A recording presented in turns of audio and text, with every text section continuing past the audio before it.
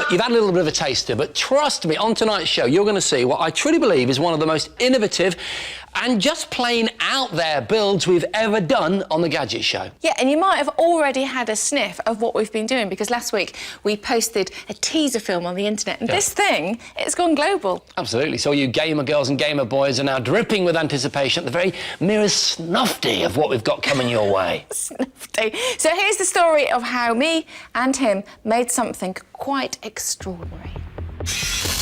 Over the years, Jason and I have been responsible for designing and building some of the Gadget Show's most memorable simulators. Like my homemade roller coaster ride chair. Oh, wow! Suzi, this isn't bad! Jason's amazing kung fu fighting robot. Sorry, man, I was scared. And our ingenious telepresence car. I'm over! But now we are about to go one better as we embark upon a challenge to create a truly unique gaming simulator, the likes of which have never been seen before. Yeah, we want to build a simulator based around a first-person shooter video game in order to create the most visceral and the most immersive combat experience imaginable. To build the ultimate gaming simulator, we needed to choose the ultimate first-person shooter. Multi-million selling cross-platform franchises like Call of Duty, Halo, and the Tom Clancy games were all worth considering. But before we could make our final decision, we needed to experience the kind of technology that is used to make an immersive simulator. To find out what it's really like to be a soldier on the front line, I'm going to trial a unique military training simulator. It goes by the name of SUIT, which stands for Small Unit Immersive Trainer. It's a wearable system designed by Dutch technology company Relion that's used to help train groups of soldiers and special forces. Lock and load. Thanks to a set of virtual reality goggles, I was transported into a super realistic 3D generated training mission. I mean, this is on another level in terms of just the sort of visceral nature of it. I'm physically in this space right now. I'm there.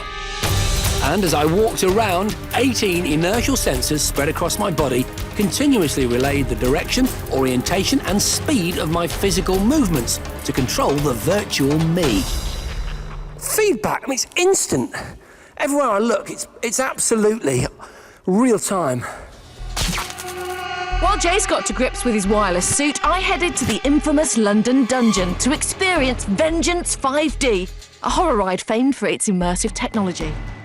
I just realised I don't really like these kind of things very much. Sadly, I had no choice, so took my seat, donned the 3D glasses provided, and nervously awaited my fate. I'm ready. I'm ready. I'm ready. Ready as a ready thing. What's that? A huge 4.5 by 2.5 metre 3D screen sprung to life, displaying a freaky seance video in full HD resolution. At the same time, surround sound audio and automatic flashing lights were triggered, completely overwhelming my senses. But using a special laser gun, amazingly, I was able to influence the on-screen video by shooting and killing the baddies that tried to attack me. Oh, it's on business, shoot! This really made me feel part of the action. While Suzi was going through hell, I was now deep in enemy territory with my suit. This is so cool. Thanks to crisp 3D visuals, in-ear headphones, and an exact replica DeMarco rifle with working trigger, I was beginning to feel like a real soldier on patrol. I mean, the physical weight of the gun, all the kit I'm wearing, the fact that bad guys are around every corner, it's so real. I've got a real sense of tension. I just heard some gunfire there. And in the heat of the moment, the accuracy of the virtual system was just sensational. God, yes, bad guy down. Oh, my work here is done. Back at Vengeance, I continued to be spooked by an endless array of hidden tech. Oh, my hair! They're in my hair! Compressed air was being fired onto my neck and ankles to replicate the presence of flying bats and scurrying rats. Oh, there's something on my feet! Then, in an attempt to disorientate me, the floor began to rotate, whipping me round 180 degrees to face another huge 3D screen. And just when I thought things couldn't get any worse, I was doused in warm water to replicate the sensation of being sprayed with vomit. That's disgusting! We were brimming with ideas for our simulator. Now all we had to do was build it. Welcome back. I'd like to talk to you about subscription PVRs. Now, Sky Plus has dominated the subscription PVR market since it first appeared on the scene 10 years ago. Quite simply, it's been better than anything else available. However, with the launch of this, Virgin Media's new TiVo box, could Sky finally have been bettered? It was time for some testing. For the last few months, I've had both the TiVo and the latest Sky Plus HD boxes at home. I've been thoroughly testing them to see for myself if Sky has finally been knocked off the top spot. First things first, remotes. Now, the Sky Remote is an excellent piece of product design. All the controls are subtly different in their shape. You can operate them by touch, and it helps that they're all a thumb stretch, the ones you use most frequently, from where your thumb naturally is when you're holding it. Added to which, we've all become rather familiar with Sky Remotes over the years. I wasn't quite as convinced by the TiVo remote, though.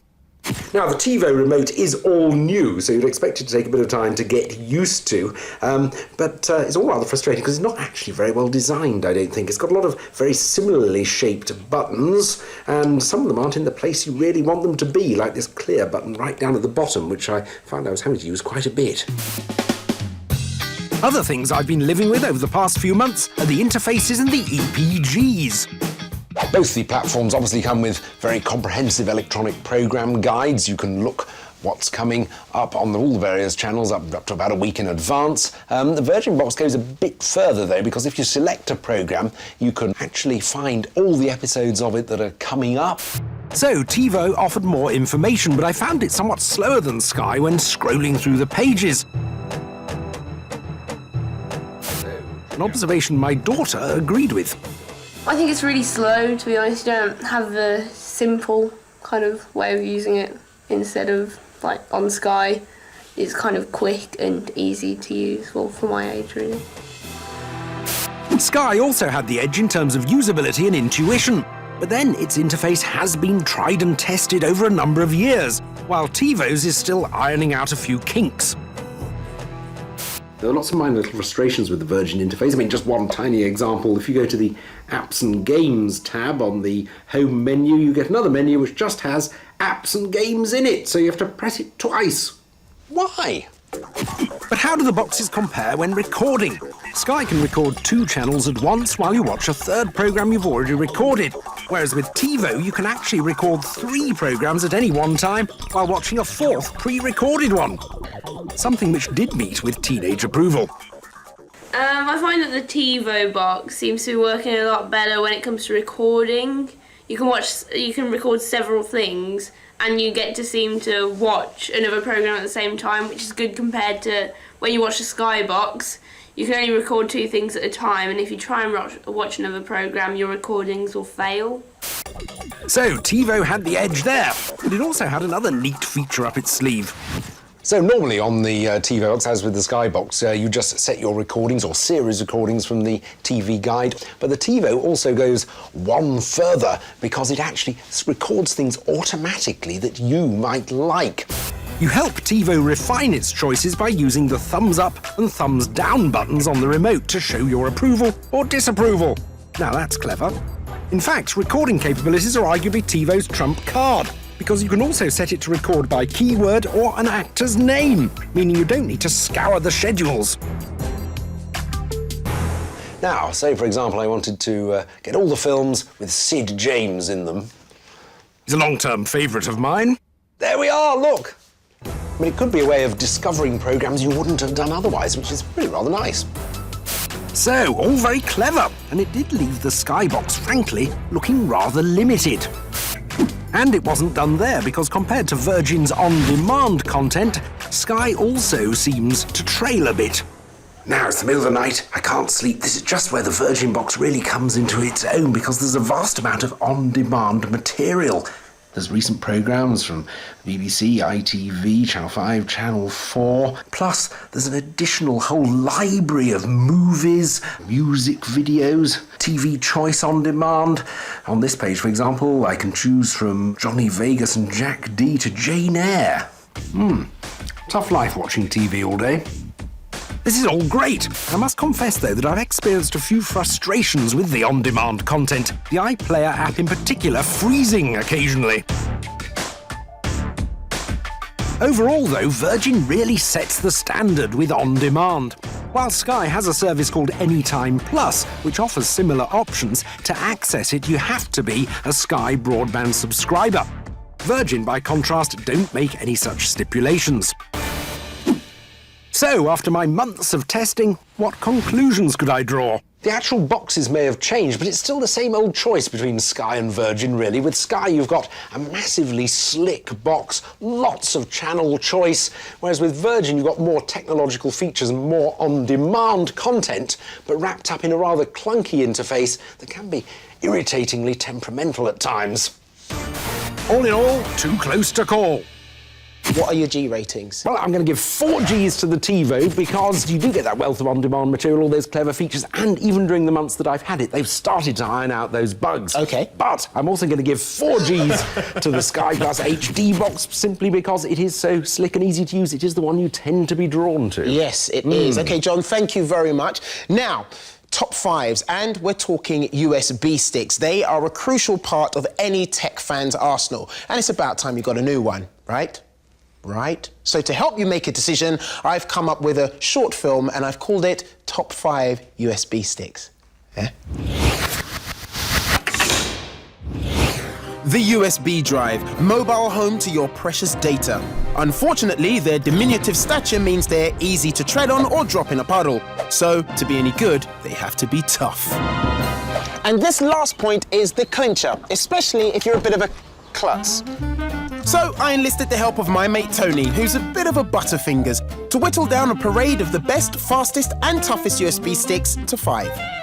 Only problem is, I've got a hole in my bag and I appear to be dropping them all over the place, or in a rather neat line behind me. And Tony, being a large dude, has a worryingly large car. He's just one of those real, genuine guys, you know what I mean? Those people who really get... No! Tony, what are you doing? He'd only gone and driven right over him. No! Oh, no, he's going over him again!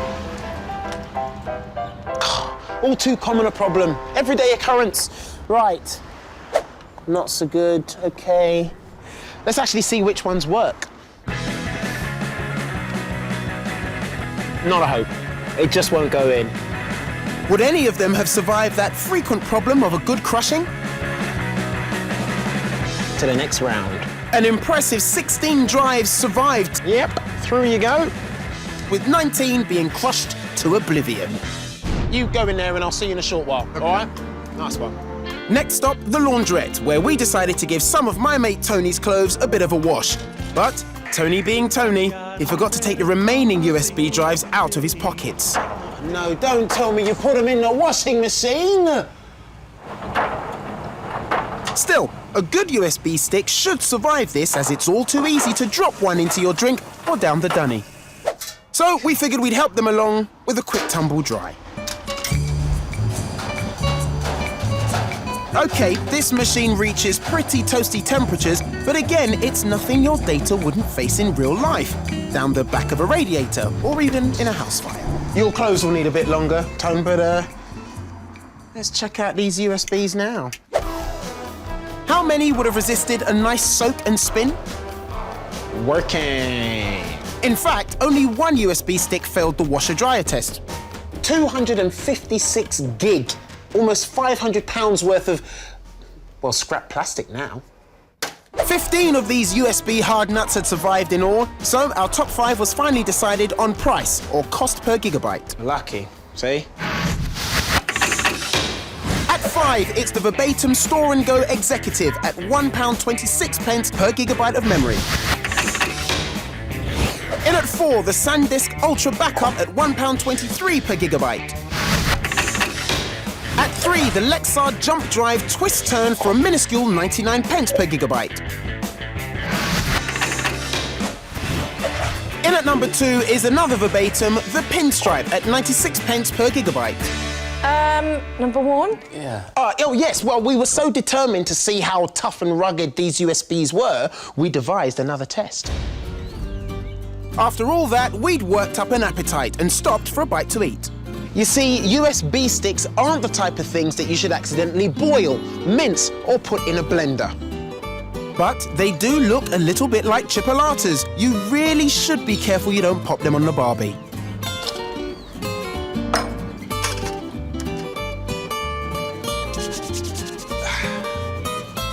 Thanks, Tony. Well, those 3 look very well done. Sadly, all 15 remaining drives had been barbecued beyond repair. Whoops.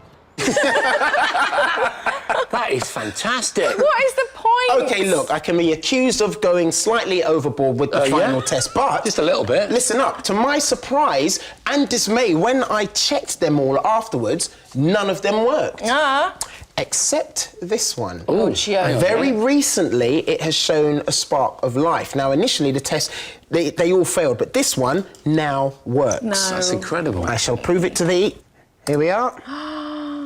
It works. That is incredible. Now, this is the integral 4 gig, and it only costs £4. So superb value for money as well. It survived a squashing, a washing, a tumble drying, and a barbecuing. And because it's great value for money as well, I'm going to do something unprecedented. What are you going to do? I'm going to award it 5 Gs. No! 5 Gs. And it would survive a night out with us. Oh, yes, yes, indeed. High five. Yay. Chest 5. Oh, I did it the wrong way. Yeah, I thought that.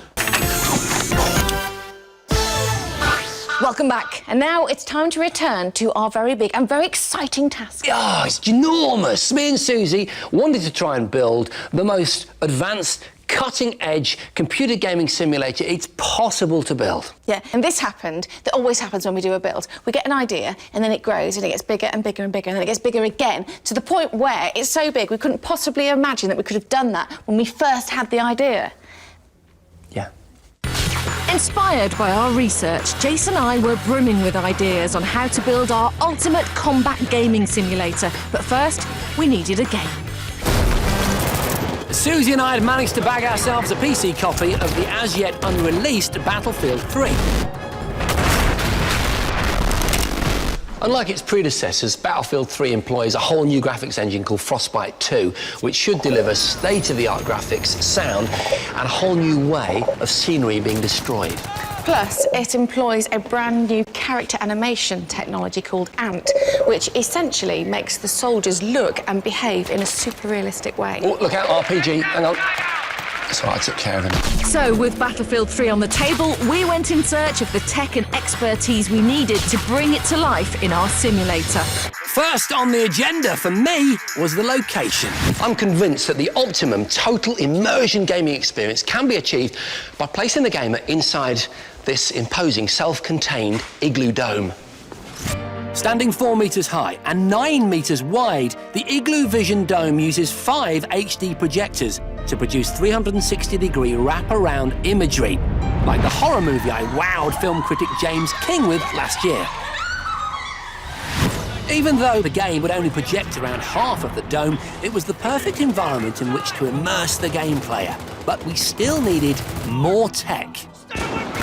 Inspired by the suit and its ingenious ability to wirelessly control the physical movements of a virtual character, I hit the web, determined to find a similar way in which to do this, but within the confines of the dome.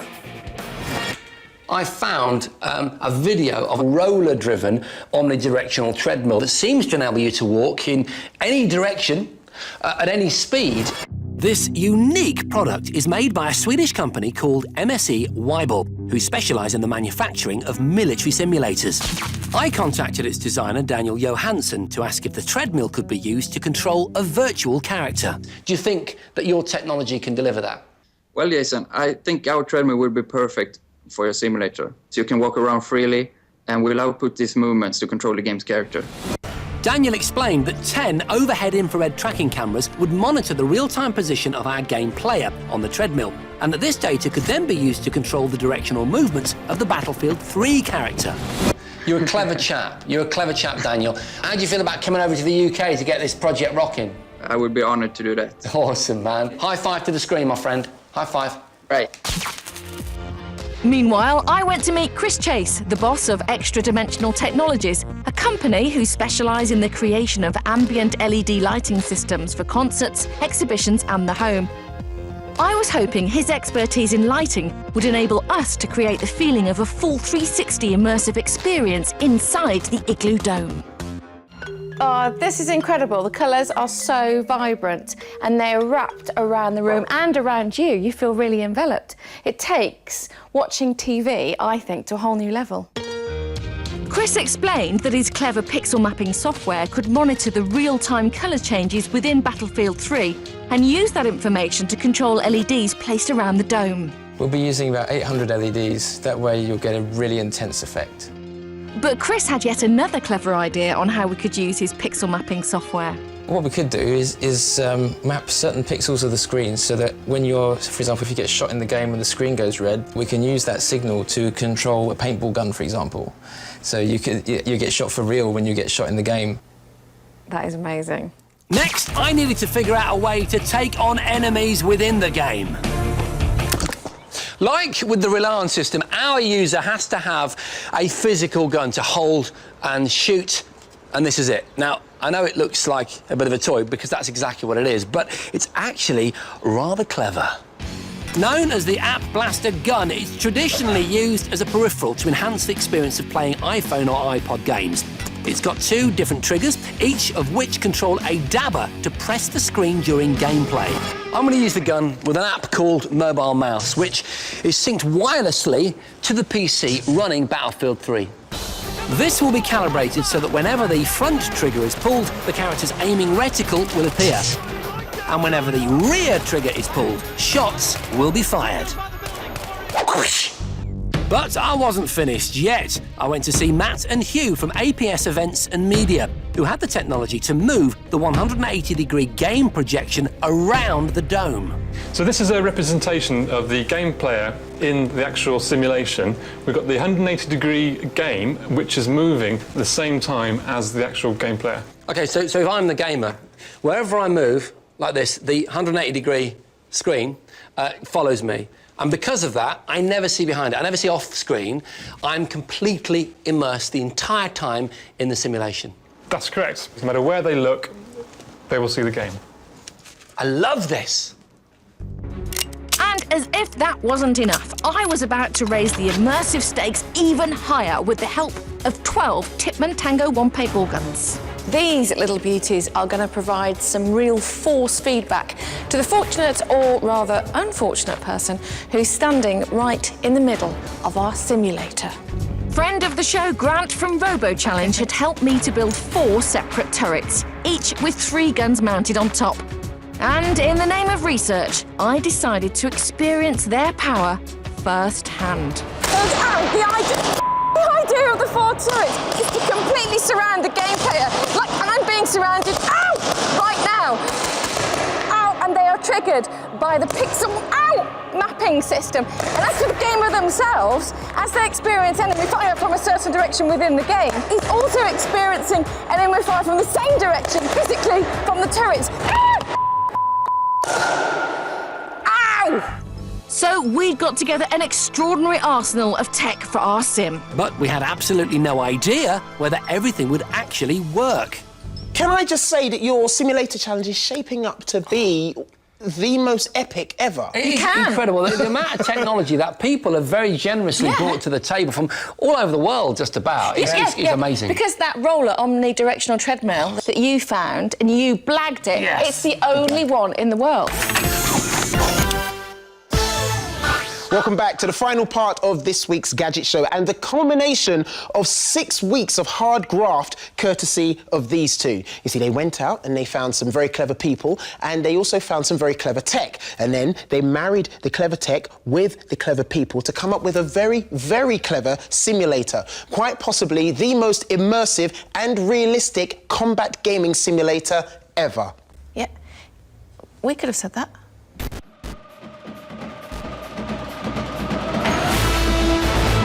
In pursuit of creating the most immersive combat gaming simulator imaginable, Jason and I had pulled together a truly amazing team of experts with the most incredible array of technology.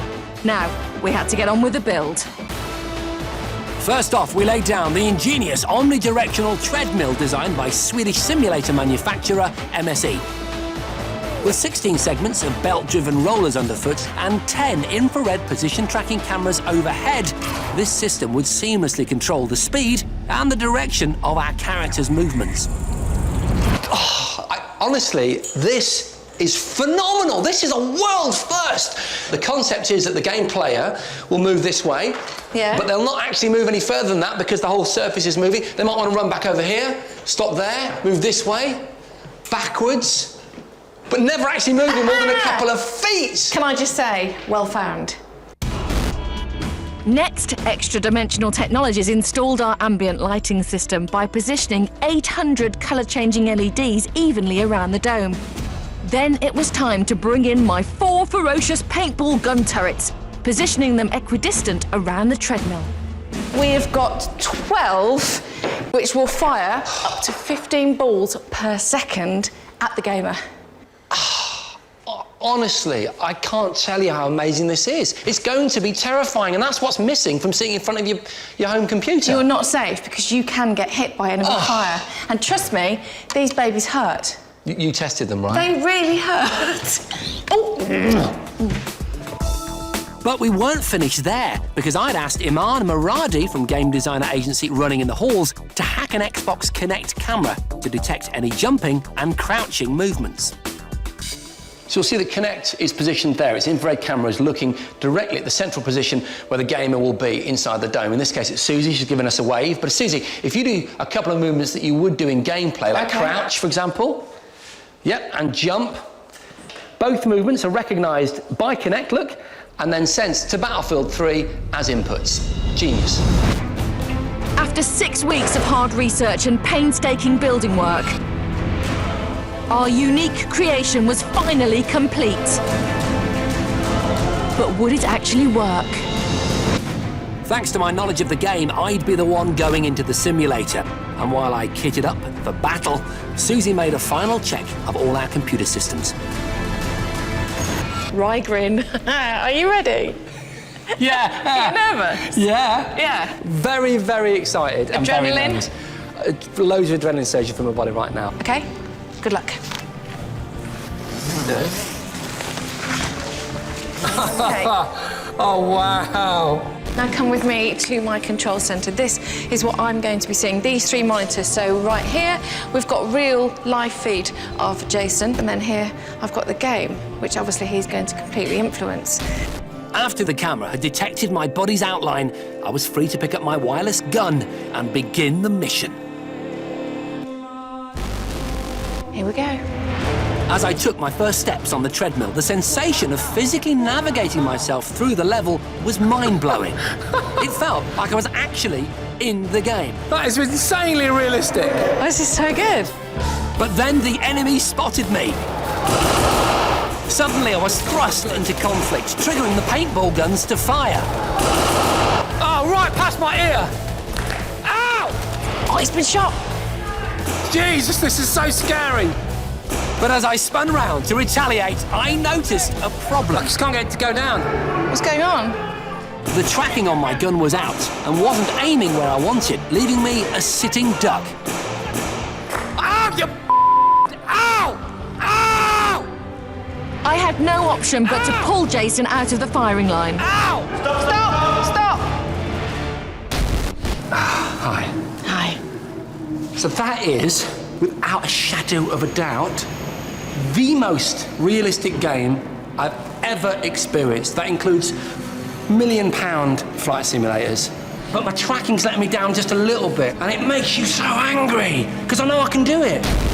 While Jason cooled off, I worked tirelessly with the team to recalibrate the infrared tracking system for the gun and improve the alignment of the projected image. So hopefully now the aim should be perfect. On re-entry to the dome, I discovered Suzi was spot on. Look at that, I can scan my environment really easily now, look, as I'm getting used to it. Good. I was now ready to kick some serious virtual ass. Have some of that! Now it's cooking on gas. Thanks to the 180-degree HD image, the Tannoy surround sound speakers, and our ambient LED lighting, Jason was completely immersed. It's completely real. So phenomenal was the realism that I actually began talking to my virtual comrades. All right, buddy? Right, let's do it. And I even put out a hand to drag a wounded soldier. It's instinctively pulling my arm out. It's bizarre. As Jason progressed through the level, the freedom of movement offered by the omnidirectional treadmill was extraordinary. This is incredible. Going up these stairs is absolutely amazing. It's amazing. And it's also... That's genius. Nearing the end of the level, I was now soaked with sweat and my heart was racing. Oh my God, this is so scary!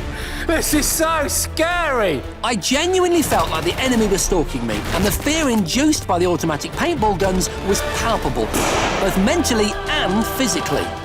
He's genuinely scared in there. He's terrified. But thanks to one last concerted offensive move, I completed the level, badly bruised, but over the moon. Damn, this is awesome! Awesome! Oh, guys, immense build. Well done. Yeah. What an amazing setup. Moving floor when you were going up the stairs. The stairs thing was the best, wasn't it? Crazy. Well done, guys. Well done. But of course, we're not going to stop there. We can take Jason at his word that it was a brilliantly immersive sim because you're a gamer. But we wanted to go one better than that. So we invited along a specialist, someone who's used to being in those kind of environments for real, to come and test their sim. Our esteemed guest was military hero Andy McNabb, the fearless SAS commander who led the infamous undercover patrol group Bravo 20 during the First Gulf War. Thanks to 17 years of frontline combat experience and a recent role as realism consultant for Battlefield 3, Andy was the perfect person to test our simulator. As his identity must be kept secret, we'd agreed not to show his face. Obviously in the military we use a lot of simulations to do a lot of certainly close quarter combat using live ammunition. So we have got live ammo in there. There you go. I know you got shot. I'm telling you, if you get caught in the knackers, you're in trouble. So put your helmet on. Yeah, absolutely. Do your worst. Once inside, Andy completed the calibration. Then he began his virtual mission. What you're getting on the simulator is exactly the same as in the real thing. You're getting the confusion, the darkness, but like ultimately tough because what you got to do is make sure that you get used to how the weapon plays. That's why they're called personal weapons. He's navigating those corridors very well. It's really quick. See that straight through there. Yeah. But now he was about to experience enemy fire for the first time. Boogie's left. 10 o'clock, Andy! Bad guys, here! Without hesitation, the gun turrets unleashed fury from all angles. It's been shot, it's been shot. But he just took it in his stride. Oh, RPG in the face! But because it's Andy, man, glancing blow. And interestingly, like a true soldier, he never left a scene before meticulously scouring to check every inch was clear. Maybe that's because he thinks it's real. Exactly. Maybe he does think it's real. He won't leave this area until mentally he knows that his boys are all right. And as the level progressed, it was fascinating to watch Andy employ more of these tactics honed in real life. This is interesting. Oh, yeah. Watch how fluid the movement is. Look, straight in, no messing about. Watch him there. Checks his 6, do you see that? Look. So now it looks like we've got a sniper coming up. So what we're trying to do is get 3 different angles, 3 different heights, so you've got at least 1 in 3 chance of hitting him, if you can find him. Andy was now seemingly lost in the game, fully immersed in our visceral gaming experience. Andy with an RPG, that is not a sight you want to see. Go on, Andy, give him some! Yeah, well done, British hero! Suzi and I were overwhelmed with pride, but we were nervous to hear Andy's final verdict. How are you doing? Knackered. The fact is, you don't want to let the tea down. You've got that confusion, and what it does with that sort of 360 screen gives you the confusion and getting shot. That's really important for these sort of things because you don't think you're Superman. You know that within that environment you're going to get zapped. You've got the same emotions, but on the simulator. Excellent. Fantastic. Andy McNabb, thank you so pleasure. much. No, thank you. Absolute Thank pleasure. you very much.